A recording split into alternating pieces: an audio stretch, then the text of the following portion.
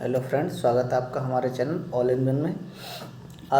आज की क्लास आपकी होने वाली है एसएसटी 2022 के प्रीवियस ईयर क्वेश्चन। तो आज हम एसएसटी 2022 के प्रीवियस ईयर क्वेश्चन को सॉल्व करने वाले हैं। ठीक है, प्रीवियस ईयर क्वेश्चन सॉल्व करने से आपको फ़ायदा ये होगा कि आपको एक तो एग्ज़ाम का पैटर्न पता चल जाएगा और 4 से 5 क्वेश्चन हर साल प्रीवियस ईयर क्वेश्चनों से रिपीट होते हैं, तो वो भी आपको एक प्लस पॉइंट रहेगा कि आप पढ़ते हैं, तो उससे प्रीवियस ईयर के क्वेश्चन जो भी आ रहे होंगे वो आपको पता चल जाएंगे। ठीक है, तो आइए शुरू करते हैं। शुरू करने से पहले अगर आप क्लास में नए हैं तो चैनल को सब्सक्राइब कीजिए, वीडियो को लाइक कीजिए, शेयर कीजिए और एक प्यारा सा कमेंट जरूर कीजिएगा। ठीक है, एसएसटी 2022 के प्रीवियस ईयर क्वेश्चन की क्लास आज हम करने वाले हैं। पहले क्वेश्चन से शुरुआत करते हैं। क्वेश्चन नंबर 1 है आपका, सांस्कृतिक सामाजिक वर्ग विभेद कक्षीय संदर्भ में अपने पक्षपात, पूर्वाग्रहों और अभिव्यक्तियों को उत्पन्न करते हैं, अतः शिक्षण का उपागम होना चाहिए। तो आपको पूछा बताना कि व्याख्यान पद्धति द्वारा, परियोजना उन्मुखी, चर्चा उन्मुखी या मुक्त अंत के द्वारा। ठीक है, तो आपको बताना कि सांस्कृतिक सामाजिक और वर्ग विभेद कक्षीय संदर्भ में अपने पक्षपात, पूर्वाग्रहों और अभिव्यक्ति को उत्पन्न करते हैं, तो अर्थात शिक्षण का उपागम होना चाहिए। तो शिक्षण का उपागम क्या होना चाहिए? तो ये होगा चर्चा उन्मुखी। ठीक है, क्वेश्चन नंबर 91 का सी ऑप्शन ठीक है। अगले क्वेश्चन की तरफ बढ़ते हैं।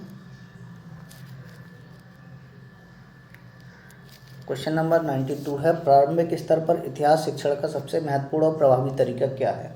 ठीक है, तो आपको बताना है कि प्रारंभिक स्तर पर इतिहास शिक्षण का सबसे महत्वपूर्ण और प्रभावी तरीका क्या हो सकता है। प्रश्न उत्तर विधि, कहानी कथन पद्धति, व्याख्यान पद्धति या चर्चा पद्धति। तो प्रारंभिक स्तर पर सबसे मूल्यवान और महत्वपूर्ण प्रभावी तरीका वो हो सकता है वो कहानी कथन पद्धति। ठीक है, नेक्स्ट क्वेश्चन की तरफ पढ़ते हैं। क्वेश्चन नंबर 93 है, थोड़ा इसको एडजस्ट कर लेते हैं।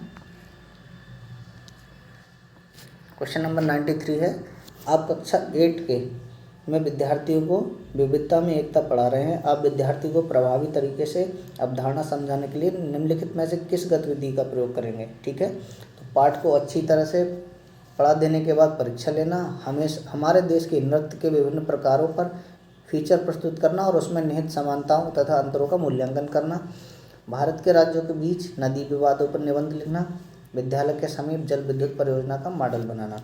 ठीक है, आप कक्षा 8 के विद्यार्थियों को विविधता में एकता का पाठ पढ़ा रहे हैं। आप विद्यार्थियों को प्रभावी तरीके से अवधारणा समझाने के लिए कौन से एक उदाहरण देना चाहेंगे? तो 93 का सही आंसर हो जाएगा आपका ऑप्शन नंबर बी। ठीक है, आप नृत्य के विभिन्न प्रकारों पर फीचर प्रस्तुत करना और उसमें निहित समानताओं तथा अंतरों का मूल्यांकन करने के लिए एक उदाहरण देंगे। अगले क्वेश्चन की तरफ चलते हैं। क्वेश्चन नंबर 94 है, निम्नलिखित में से कौन सा मानचित्र कौशल का प्रकार नहीं है? ठीक है, कि मानचित्र कौशल से आप क्या क्या कर सकते हैं, इनमें से कौन सा एक मानचित्र कौशल का प्रकार नहीं है? दिशाओं का ज्ञान। ठीक है, तो आप दिशाओं का ज्ञान मानचित्र कौशल से कर सकते हैं। अक्षांश एवं देशांतरों का ज्ञान भी कर सकते हैं। ठीक है, समय एवं दूरी का ज्ञान कर सकते हैं, लेकिन जनसंख्या का ज्ञान नहीं कर सकते हैं। आपको यहाँ नहीं का बहुत अच्छी तरह से ध्यान रखना है। ठीक है, तो आपका ऑप्शन हो जाएगा सी। ठीक है, 94 का सी ऑप्शन ठीक है। क्वेश्चन नंबर 95 है। क्वेश्चन नंबर 95 में दिया है, निम्नलिखित में से कौन सामाजिक शिक्षण के का लक्ष्य नहीं है? ठीक है, आपको बताना है कि सामाजिक विज्ञान के शिक्षण का लक्ष्य क्या नहीं है। वैज्ञानिक दृष्टिकोण का विकास, सामाजिक कौशल का विकास, धार्मिक मूल्यों का विकास, मानव मूल्यों का विकास। ठीक है, यहाँ फिर एक बार आपको नहीं का ध्यान देना है, नहीं पूछा गया है, तो 95 का आपका सही आंसर हो जाएगा सी, धार्मिक मूल्यों का विकास। सामाजिक विज्ञान के शिक्षण में धार्मिक मूल्यों का विकास का लक्ष्य नहीं है। क्वेश्चन नंबर 96 की तरफ बढ़ते हैं। क्वेश्चन नंबर 96 है, शिक्षण की समस्या समाधान विधि के संबंध में निम्नलिखित में से कौन सा कथन सत्य है? ठीक है, आपको बताना है यह शिक्षक केंद्रित विधि है, यह शिक्षार्थी केंद्रित विधि है, यह परंपरागत विधि है, उपरोक्त सभी। तो आपको बताना है शिक्षण की समस्या समाधान विधि के संबंध में निम्नलिखित में से कौन सा कथन सत्य है। 96 आपका क्वेश्चन नंबर है, इसका सही हो जाएगा यह शिक्षार्थी केंद्रित विधि है। The method is learner centre. ठीक है, यह शिक्षार्थी यानी विद्यार्थी केंद्रित विधि है। क्वेश्चन नंबर 97 की तरफ बढ़ते हैं। ललित विस्तार नामक ग्रंथ बौद्ध धर्म की किस शाखा से संबंधित है? आपको बताना है कि ललित विस्तार नामक ग्रंथ है बौद्ध धर्म की किस शाखा से संबंधित है? महायान, हीनयान, वज्रयान या सहजयान। ठीक है, 97 क्वेश्चन का आंसर हो जाएगा ए, महायान। ठीक है, तो ये महायान से संबंधित है। अगले क्वेश्चन की तरफ बढ़ते हैं। क्वेश्चन नंबर 98 है, शुद्ध पिटक के किस निकाय में जातक कथाएं मिलती हैं? आपको बताना है कि शुद्ध पिटक का कौन से निकाय में जातक कथाओं का वर्णन दिया गया है। दीर्घ निकाय, मध्यम निकाय, अंगुत्तर निकाय या खुद्दक निकाय। ठीक है, तो आपका ये हो जाएगा खुद्दक निकाय में। ठीक है, आपका सही आंसर हो जाएगा डी। नेक्स्ट क्वेश्चन की तरफ बढ़ते हैं। क्वेश्चन नंबर 99 है। क्वेश्चन नंबर 99 देखते हैं। इसमें दिया गया है कि किस उपनिषद में नचिकेता की कथा पाई जाती है। आपको बताना है कि कौन से उपनिषद में नचिकेता की कथा का वर्णन किया गया है। केन उपनिषद, कंठ उपनिषद, प्रश्न उपनिषद या मुंडक उपनिषद। ठीक है, तो 99 क्वेश्चन का सही आंसर हो जाएगा कंठ उपनिषद में। ठीक है, अगले क्वेश्चन की तरफ पढ़ते हैं। क्वेश्चन नंबर आपका 100 है।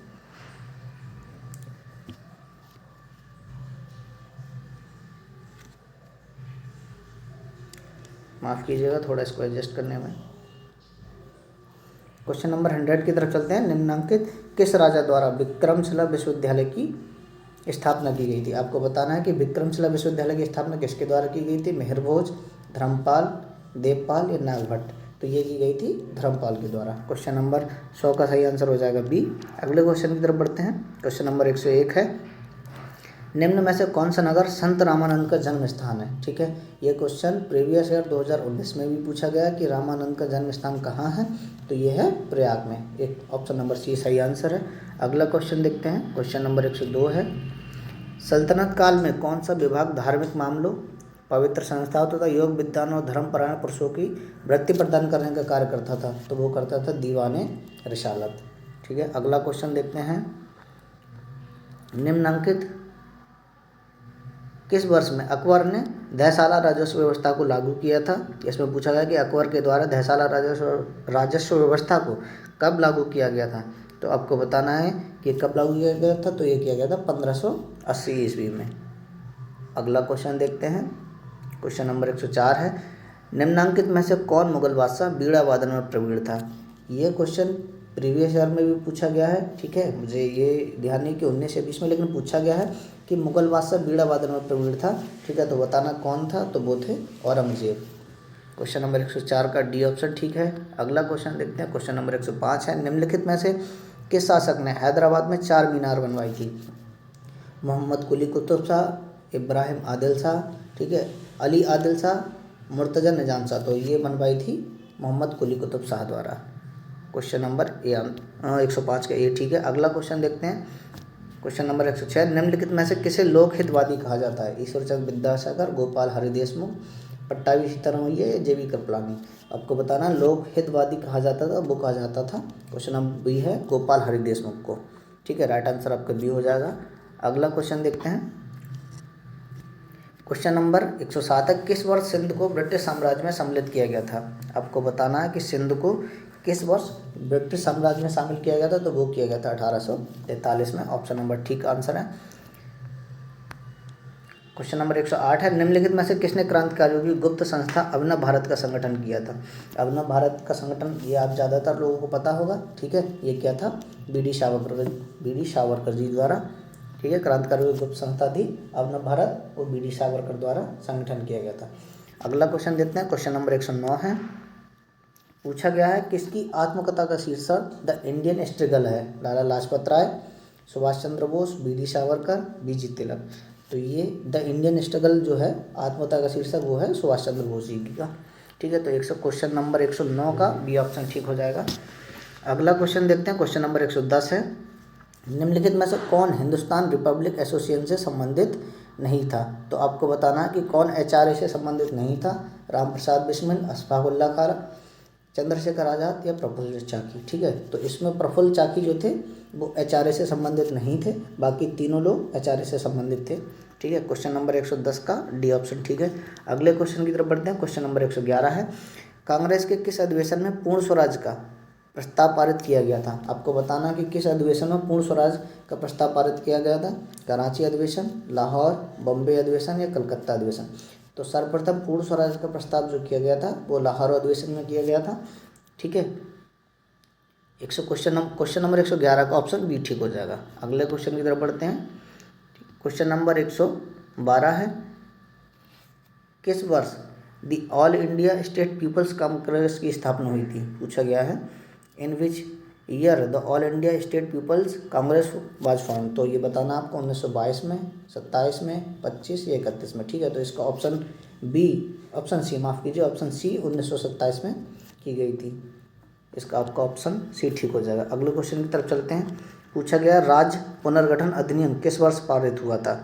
आपको बताना है कि राज्य पुनर्गठन अधिनियम किस वर्ष पारित किया था। 51 में, 54 में, 56 में या 1960 में। तो ये किया गया था 1956 में। 113 नंबर क्वेश्चन का राइट आंसर सी हो जाएगा। अगला क्वेश्चन देखते हैं। क्वेश्चन नंबर 114 है, भारतीय नागरिकों के मौलिक अधिकारों को रखा गया है अध्याय 3 में, अध्याय 4 में, द्वितीय अनुसूची में, 8वीं अनुसूची में। तो आपको बताना है कि भारतीय नागरिकों के मौलिक अधिकारों को किस भाग में रखा गया है। तो ये रखा गया है भाग 3 में, यानी भाग 3 में रखा गया है। अगला क्वेश्चन देखते हैं। अगला क्वेश्चन में दिया गया है कि भारत का राष्ट्रपति है राष्ट्राध्यक्ष, सरकार का मुखिया, ए बी ओ दोनों, उपरोक्त में से कोई नहीं। तो इसका सही आंसर हो जाएगा ए, राष्ट्राध्यक्ष है। ठीक है, अगला क्वेश्चन देखते हैं। दिया गया है किस राज्य में सर्वप्रथम पंचायती राज प्रारंभ किया गया था। राजस्थान, गुजरात, बिहार या आंध्र प्रदेश। तो आपको बताना है कि किस राज्य में सर्वप्रथम पंचायती राज प्रारंभ किया गया था। तो ये किया गया था राजस्थान में। क्वेश्चन नंबर 116 का राइट आंसर ए हो जाएगा। अगला क्वेश्चन देखते हैं। पूछा गया है भारत की संघात्मक व्यवस्था किस देश की संघात्मक व्यवस्था का नमूना है। आपको बताया गया है कि Indian federal system is modelled on the federal system of, इनमें से किसके, अमेरिका, कनाडा, ऑस्ट्रेलिया, नागालैंड, इनमें से किस देश की संघात्मक व्यवस्था का नमूना है। तो ये है कनाडा की। Option number B right answer हो जाएगा। अगला क्वेश्चन की तरफ चलते हैं। क्वेश्चन नंबर 118, भारतीय संविधान का कौन सा अनुच्छेद संशोधन प्रक्रिया से संबंधित है। आपको बताना है कि कौन सा संविधान का कौन सा अनुच्छेद संशोधन प्रक्रिया से संबंधित है। अनुच्छेद 352, ठीक है, अनुच्छेद 360, अनुच्छेद 368। तो आपको पता होगा कि अनुच्छेद 352 और 60 ये आपातकाल से संबंधित हैं और अनुच्छेद 368 ये संविधान संशोधन से संबंधित है। तो क्वेश्चन नंबर 118 का सी ऑप्शन ठीक हो जाएगा। अगला क्वेश्चन देखते हैं। अगला क्वेश्चन नंबर 119 है, संसदात्मक शासन व्यवस्था में वास्तविक कार्यपालिका शक्तियाँ निहित होती हैं। तो ये आपको बताना है सम्राट में, मंत्रिपरिषद में, संसद में या नौकरशाहों में। आपको बताना है कि संसदात्मक शासन व्यवस्था में वास्तविक कार्यपालिका शक्तियाँ निहित होती हैं। तो ये होती हैं मंत्रिपरिषद में। ऑप्शन बी ठीक आंसर हो जाएगा। अगला क्वेश्चन देखते हैं। क्वेश्चन नंबर 120 है, विधानसभा पारित विधेयक को विधान परिषद द्वारा अधिकतम कितने समय तक रोका जा सकता है। 1 माह, 4 माह, 6 माह या 1 वर्ष तक। आपको बताना है विधानसभा द्वारा पारित विधेयक को विधान परिषद कितने समय तक रोक सकता है। तो वो रख सकता है 4 माह तक। अगला क्वेश्चन देखते हैं। भारतीय संविधान के तहत विदेशियों द्वारा निम्न में से किन अधिकारों का उपयोग किया जाता है। शोषण के विरुद्ध अधिकार, कानून के समक्ष समानता का अधिकार, जीवन और दैहिक स्वतंत्रता का अधिकार। तो ये ऑप्शन डी ऑप्शन हो जाएगा कि सभी का अधिकार जो है उपभोग किया जा सकता है भारतीय संविधान के तहत विदेशियों द्वारा। क्वेश्चन नंबर 122 है। क्वेश्चन नंबर 122 में पूछा है, भारतीय संविधान के किस अनुच्छेद में ग्राम पंचायतों को संगठित करने की आवश्यकता बताई गई है। तो वो बताई गई है अनुच्छेद 40 में। राइट आंसर ऑप्शन सी हो जाएगा। अगला क्वेश्चन देखते हैं। पंचायतों और नगर पालिकाओं के चुनाव कौन करवाता है। राज्य सरकार, राज्य चुनाव आयोग, केंद्र सरकार या केंद्रीय चुनाव आयोग। आपको बताना है कि ये कौन कराता है। तो वो कराता है राज्य चुनाव आयोग। ठीक है, अगला क्वेश्चन देखते हैं। क्वेश्चन नंबर 124 है, महिलाओं के लिए उत्तराखंड पंचायत में कितने स्थानों पर आरक्षण प्रदान किया गया है। 27%, 33%, 50% या 60%। तो इसका सही आंसर हो जाएगा 50%। क्वेश्चन नंबर 124 का सी ऑप्शन एकदम ठीक है। अगला क्वेश्चन देखते हैं। क्वेश्चन नंबर 125 है, अनुसूचित जातियों और अनुसूचित जनजातियों के लिए लोकसभा और राज्यसभा की विधानसभा में स्थानों का आरक्षण शुरुआत में किया गया था केवल, आपको बताना है कि 10 वर्षों के लिए, 20 वर्ष के लिए, 30 वर्ष के लिए, 40 वर्ष के लिए। तो ये शुरुआत में आरक्षण जो है वो 10 वर्षों के लिए लागू किया गया था। ऑप्शन नंबर ए ठीक हो जाएगा। क्वेश्चन नंबर 126 है, राष्ट्रीय महिला आयोग स्थापित है। आपको बताना है कि राष्ट्रीय महिला आयोग कहाँ स्थापित है। नई दिल्ली, माफ़ कीजिए मुंबई, नई दिल्ली, देहरादून या नैनीताल में। तो ये जो है नई दिल्ली में स्थापित है। अगला क्वेश्चन देखते हैं। क्वेश्चन नंबर 127 है, भारत के राष्ट्रपति द्वारा राज्यसभा में कितने सदस्यों को मनोनीत किया जाता है। ठीक है, तो ये आपको ध्यान रखना, 10 को, 12, 14 या 16। तो इसका सही आंसर हो जाएगा ऑप्शन नंबर बी, 12 सदस्यों को मनोनीत किया जाता है। क्वेश्चन नंबर 128 देखते हैं। इंदिरा साहनी मुकदमा 1992 संबंधित है किससे? अनुसूचित जाति से, अनुसूचित जनजाति, अन्य पिछड़ा वर्ग या उपरोक्त में से किसी से नहीं। आपको बताना है कि इंदिरा साहनी मुकदमा 1992 किससे संबंधित है? तो ये संबंधित है अन्य पिछड़ा वर्ग से। ऑप्शन सी आपका ठीक आंसर हो जाएगा। क्वेश्चन नंबर 129 देखते हैं। क्वेश्चन नंबर 129 है, सामाजिक विज्ञान का मुख्य अवयव है। आपको बताना है कि सामाजिक विज्ञान का मुख्य अवयव क्या क्या है इन चारों में से? इतिहास है, नागरिक शास्त्र, भूगोल या अर्थशास्त्र या उपरोक्त सभी। आपको बताना है इनमें से कौन सामाजिक विज्ञान के मुख्य अवयव हैं। तो ये सभी सामाजिक विज्ञान के मुख्य अवयव हैं। ऑप्शन नंबर डी आपका सही आंसर हो जाएगा। अगला क्वेश्चन देखते हैं। क्वेश्चन नंबर 130 है, सामाजिक विज्ञान संबंधित है विज्ञान विषय से, कला विषय से, साहित्य से, उपरोक्त सभी से। तो सामाजिक विज्ञान के अंतर्गत विज्ञान विषय भी आता है, कला विषय और साहित्य आता है। तो इसका भी ऑप्शन नंबर आपका डी ठीक हो जाएगा कि सामाजिक विज्ञान, कला और साहित्य इन सभी से संबंधित है। क्वेश्चन नंबर 131 है, निम्नलिखित में से किस राज्य में लोकताल झील स्थित है? मणिपुर, उत्तराखंड, केरल या हिमाचल प्रदेश। तो लोकताल झील जो है वो मणिपुर में स्थित है। 131 नंबर का ए ऑप्शन ठीक हो जाएगा। अगला क्वेश्चन देखते हैं। क्वेश्चन नंबर 132 है। क्वेश्चन नंबर 132 में आपको जनजाति और प्रदेश दिए हैं, ठीक है, इनका आपको मिलान करना है।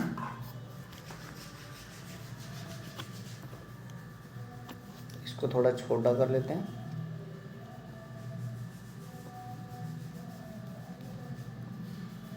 पूछा गया कि कौन सुमेलित नहीं है, तो आपको बताना है कि कौन सुमेलित है और कौन सुमेलित नहीं है। इसमें पूछा गया लेप्चा, ये सिक्किम में पाई जाती है, मोनलापा ये अरुणाचल प्रदेश में, निशी मेघालय और गद्दी हिमाचल प्रदेश में, ठीक है। तो ये निशी हिमालय में नहीं पाई जाती, यही आपका नहीं पूछा गया, तो यही आपका सही आंसर हो जाएगा। 132 का सी ऑप्शन एकदम ठीक है। अगले क्वेश्चन की तरफ चलते हैं। क्वेश्चन नंबर 133 है, निम्नलिखित में से किस नदी पर भाखड़ा नागल बांध बना है? आपको बताना है कि भाखड़ा नागल बांध किस नदी पर बना है? झेलम, चेनाब, सिंधु या सतलज, ठीक है। तो ये बना है सतलज नदी पर। 133 का डी ऑप्शन एकदम ठीक है। अगले क्वेश्चन की तरफ बढ़ते हैं। क्वेश्चन नंबर 134 है, निम्नलिखित में से कौन सी नदी धुआंधार जलप्रपात बनाती है? क्वेश्चन नंबर 134 है कि कौन सी नदी धुआंधार जलप्रपात बनाती है? आपको बताना है कावेरी, नर्मदा, कृष्णा या गोदावरी, ठीक है। तो ये बनाती है नर्मदा। नर्मदा नदी जो है वो धुआंधार जलप्रपात बनाती है। क्वेश्चन नंबर 134 का बी ऑप्शन ठीक है।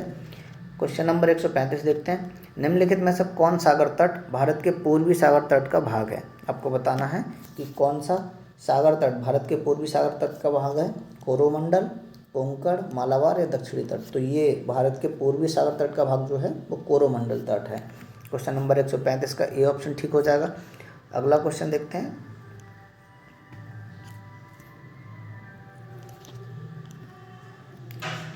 क्वेश्चन नंबर 136 है, उत्तरी पश्चिमी भारत में शीतकाल में वर्षा का कारण है?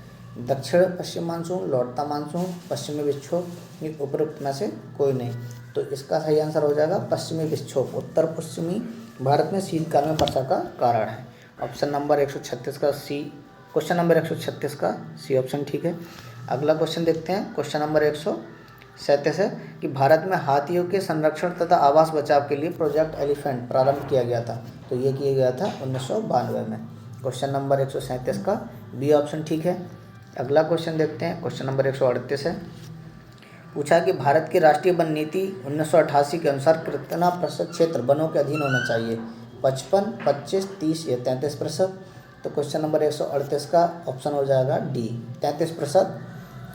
भारतीय वन नीति, राष्ट्रीय वन नीति 1988 के अनुसार 33% वनों के अधीन होना चाहिए।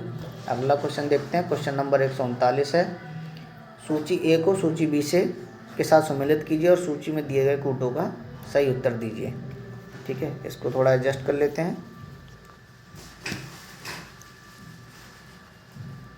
अब आपको बताना है कि सूची ए सूची बी से मिलाना है। आपको बताना अनाईमुड़ी ये किस पर्वत श्रृंखला से है? दोडा बेट्टा, धूपगढ़ और गुरु शिखर, ठीक है। क्वेश्चन नंबर देख लेते हैं। क्वेश्चन नंबर 139 है। क्वेश्चन नंबर 139, ठीक है। तो आपको ए से मिलाना है अनाईमुड़ी जो है, ठीक है, और बी का ऑप्शन हो जाएगा आपका डोडा बेट्टा पूछा गया है, ठीक है। तो ये हो जाएगा आपका नीलगिरी, ठीक है। धूपगढ़ पूछा गया है, तो ये हो जाएगा आपका सतपुड़ा, ठीक है। गुरु शिखर, अरावली। तो इस तरह से आपका ऑप्शन नंबर सी ठीक आंसर हो जाएगा। अगले क्वेश्चन की तरफ चलते हैं। क्वेश्चन नंबर 140 है, भारत के सिंचित क्षेत्र में कृषि और भूमि निम्नलिखित में से किस कारण से लवणीय हो रहा है, ठीक है। अति क्षारण, अति सिंचाई, रासायनिक खादों का प्रयोग, जिप्सम की बढ़ोतरी। तो ये अति सिंचाई से लवणीय हो रहा है, ठीक है। अगला क्वेश्चन देखते हैं। क्वेश्चन नंबर 141 है, निम्नलिखित में से किस विद्वान ने सर्वप्रथम भूगोल शब्द का प्रयोग किया था। तो आपको बताना है कि भूगोल शब्द का सर्वप्रथम किसने प्रयोग किया था, अरस्तु, गैलीलियो, इराटोस्थेनीज या हेरोडोटस। तो ये किया था इराटोस्थेनीज द्वारा, ठीक है। क्वेश्चन नंबर 141 का ऑप्शन सी ठीक है। अगले क्वेश्चन की तरफ बढ़ते हैं। क्वेश्चन नंबर 142 है, हमारे सौरमंडल के भीतरी ग्रह कहलाते हैं। तो आपको बताना है कि भीतरी ग्रह कहलाते हैं। तो इसमें 4 आंतरिक ग्रह और 4 बाहरी ग्रह होते हैं, ठीक है। तो मान लीजिए सूर्य है, ठीक है। तो इसके आंतरिक ग्रह एक बीच में पट्टी है, तो मान लें इसमें बुध, शुक्र, पृथ्वी और मंगल ये आंतरिक ग्रह कहलाते हैं। तो इसका ऑप्शन ठीक हो जाएगा ए। क्वेश्चन नंबर 143 की तरफ चलते हैं। रेडियो तरंगों का परावर्तन करने वाली वायुमंडलीय परत कहलाती है। पूछा गया रेडियो तरंगों का जो परावर्तन कर देती है वह वायुमंडलीय परत क्या कहलाती है। तो वह कहलाती है आयनमंडल, ठीक है। नेक्स्ट क्वेश्चन की तरफ बढ़ते हैं। क्वेश्चन नंबर 144 है, निम्नलिखित में से साधारणतः किस दिशा में गर्म जलधाराएं बहती हैं। क्वेश्चन नंबर 144 है, गर्म जलधाराएं किस दिशा में बहती हैं। तो ये आपको बताना है कि ध्रुव से भूमध्य रेखा की ओर, भूमध्य रेखा से ध्रुव की ओर, उत्तरी ध्रुव से दक्षिणी ध्रुव की ओर, उपरोक्त में से कोई नहीं आपको बताना है। तो गर्म जलधाराएं जो हैं वो भूमध्य रेखा से ध्रुवों की ओर बहती है। क्वेश्चन नंबर 144 का बी ऑप्शन ठीक हो जाएगा। अगले क्वेश्चन की तरफ बढ़ते हैं। क्वेश्चन नंबर 145 है, निम्नलिखित में से कौन ठंडी जलधारा नहीं है।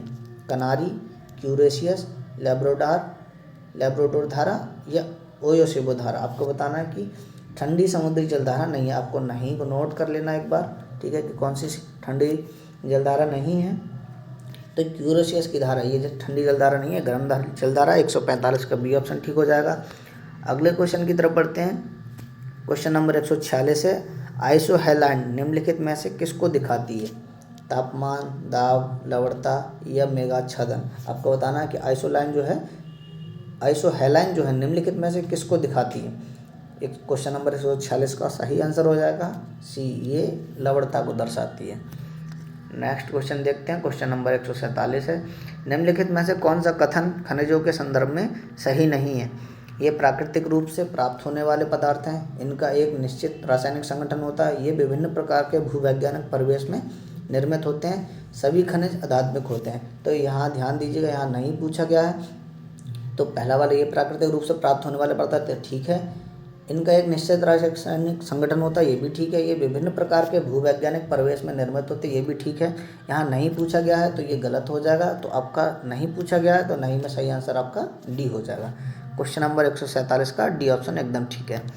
अगले क्वेश्चन की तरफ बढ़ते हैं। क्वेश्चन नंबर 148 है, अधिकांश दुर्गम क्षेत्रों में और आपदाओं के समय लोगों को बचाने और भोजन, जल, कपड़े एवं दवाओं को वितरित करने के लिए यातायात का कौन सा साधन बेहद उपयोगी है। रेल मार्ग, सड़क मार्ग, जल मार्ग या वायु मार्ग।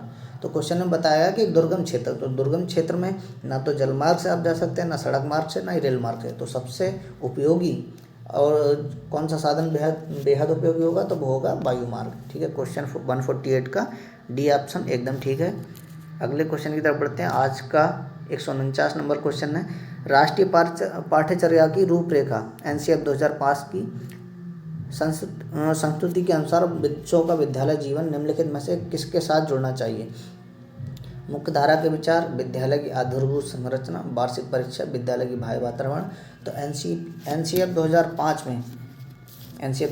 में प्रत्यक्ष रूप से बताया गया है कि शारीरिक शिक्षा के साथ, ठीक है, बच्चों का विद्यालय जीवन को बाहरी वातावरण से जोड़ना चाहिए। तो ऑप्शन नंबर डी आपका ठीक हो जाए, विद्यालय का बाह्य वातावरण। क्वेश्चन नंबर 150 है, कारखाना विषय को पढ़ाने के लिए सबसे उपयोगी विधि होगी। तो पूछा गया कि कारखाना विषय को पढ़ाने के लिए सबसे उपयोगी विधि क्या होगी। किसी विशेषज्ञ को निमंत्रित करना, एक कहानी सुनाना, किसी औद्योगिक कारखाने की यात्रा आयोजित करना, एक डॉक्यूमेंट्री फिल्म दिखाना। तो सबसे उपयोगी विधि जो होगी वो किसी औद्योगिक कारखाने की यात्रा आयोजित करना। ठीक है, ये ऑप्शन नंबर सी आपका 150 का ठीक हो जाएगा। तो ये थे टोटल एसएसटी प्रीवियस ईयर 2022 के 60 क्वेश्चन। ठीक है, जो कि मैंने आज आपको आज की क्लास में कराए हैं। आज की क्लास से संबंधित आपको कोई भी क्वेश्चन हो तो आप कमेंट करके बता सकते हैं या पूछ सकते हैं। ठीक है, प्रीवियस ईयर 2019, 20 और 21 का लिंक मैं वीडियो के डिस्क्रिप्शन में डाल दूंगा, आपको वो भी देख लेनी है। ठीक है, और लास्ट में मैं आपको एक मैराथन क्लास भी दूंगा, वो भी आपको देख लेनी है। आपको ये सब पढ़ के ज़रूर जाना है ताकि आपका पेपर बहुत ही अच्छे से हो। ठीक है, वीडियो अच्छी लगी हो तो लाइक करें, शेयर करें, एक प्यारा सा कमेंट करें और चैनल को सब्सक्राइब करें। ठीक है, जय हिंद।